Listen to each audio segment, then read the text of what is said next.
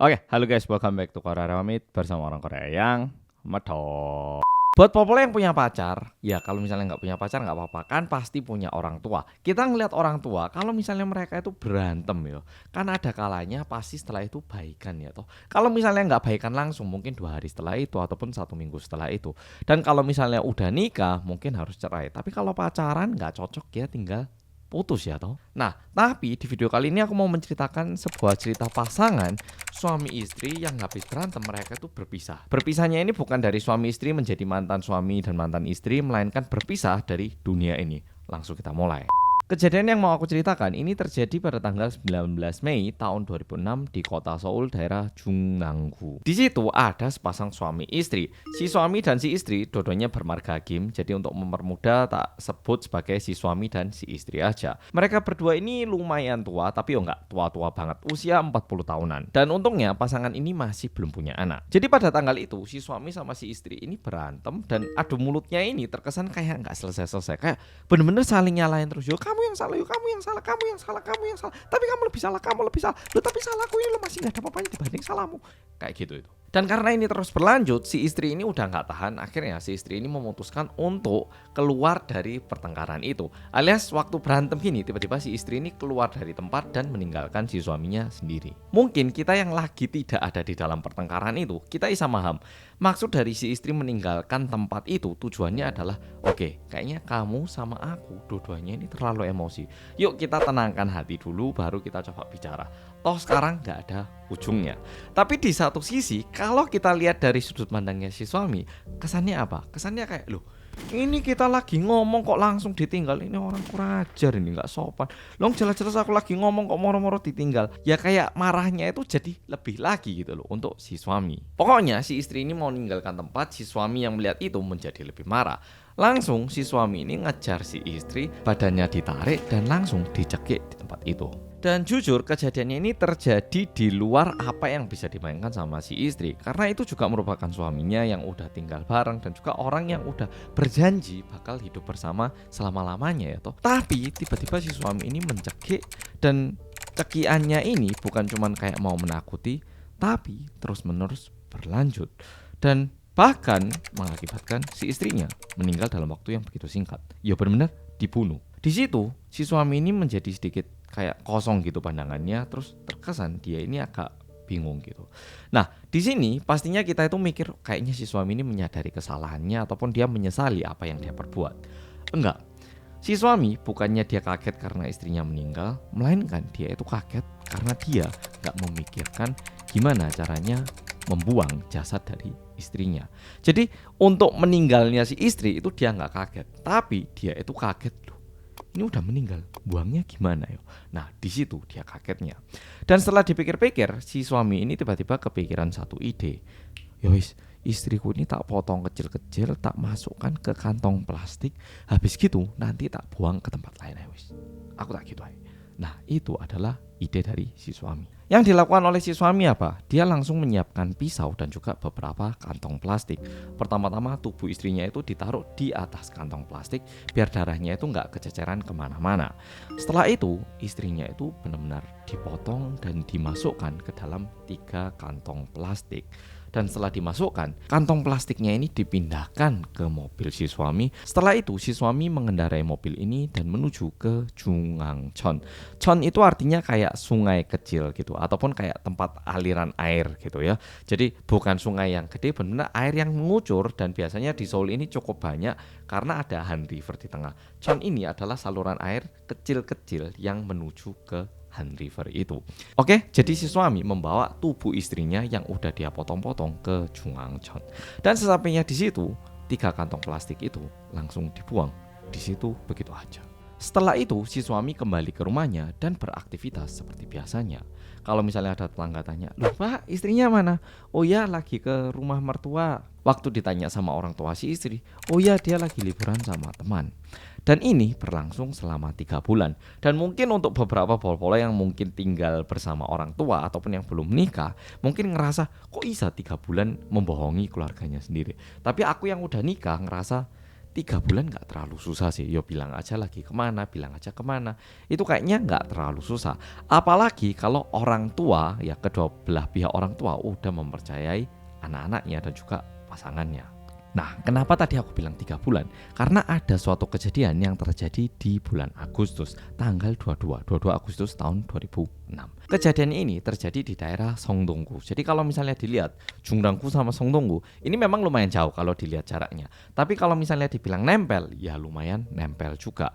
Nah, di situ ada satu pabrik pengolahan limbah dan salah satu karyawannya yang lagi beres-beres tiba-tiba menemukan 3 kantong plastik yang tentunya udah aku beritahu kepada polo-polo barusan itu. Bapaknya ini sama sekali nggak ngira kalau isinya itu adalah jasad seorang wanita. Pokoknya udah dipindahkan, tapi karena saking beratnya bapaknya itu mau ngecek gitu loh. Ini isinya apa sih gitu. Tapi jujur si bapaknya ini nggak ada firasat buruk ataupun kayak perasaan kayaknya ini mencurigakan. Itu bapaknya katanya sama sekali nggak ada firasat seperti itu.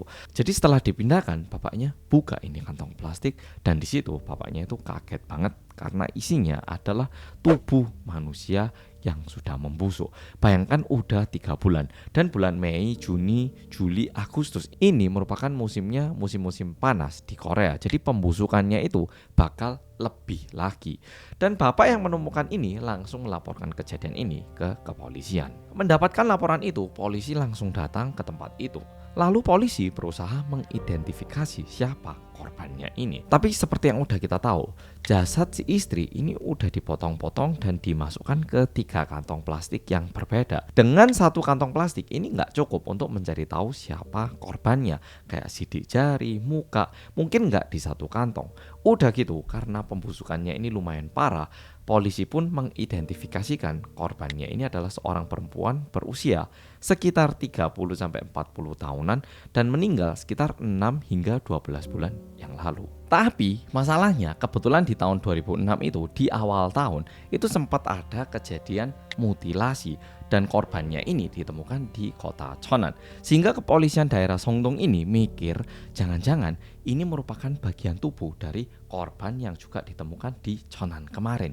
Nah, ini jangan-jangan orangnya sama nih, perlu kita cek nih. Nah, polisi awalnya mikir kayak gitu. Diakibatkan itu, akhirnya kepolisian di Songdong ini menghubungi kepolisian yang ada di kota Cheonan dan mereka berusaha menyocokkan apakah benar 2 bagian tubuh yang ditemukan di tempat yang berbeda ini merupakan satu korban. Mereka coba cek DNA, coba cek ini, coba cek itu. Dan ini makan waktu berbulan-bulan, bahkan bertahun-tahun. Dan jujur, selama 2 tahun polisi itu nggak berhasil memastikan bahwa korbannya ini adalah orang yang sama. Pas masuk tahun kedua, tiba-tiba ada suatu kejadian yang membuat kasus ini terbongkar akhirnya. Nah, mungkin polo-polo di sini mikirnya tim forensik menemukan sesuatu yang mencurigakan sehingga DNA-nya ini bisa dipastikan berbeda, ataupun polisi ataupun forensik ataupun detektif menemukan sesuatu. Mungkin mikir kayak gitu. Enggak, Rek. Yang terjadi adalah si suami yang udah membunuh istrinya 2 tahun yang lalu, dia itu merasa hatinya itu terlalu berat dan memutuskan untuk membeberkan apa yang dia lakukan kepada pihak kepolisian. Jadi si suami yang udah membunuh istrinya ini merasa bersalah dan karena dia itu udah gak sanggup lagi untuk membawa bebannya ini, dia ini memutuskan untuk datang ke kantor polisi dan menyampaikan apa yang dia lakukan. Dan di situ dia bilang bahwa saya ini suami dari siapa, saya membunuh istri saya lalu saya potong-potong dan saya masukkan ke 3 kantong plastik berbeda.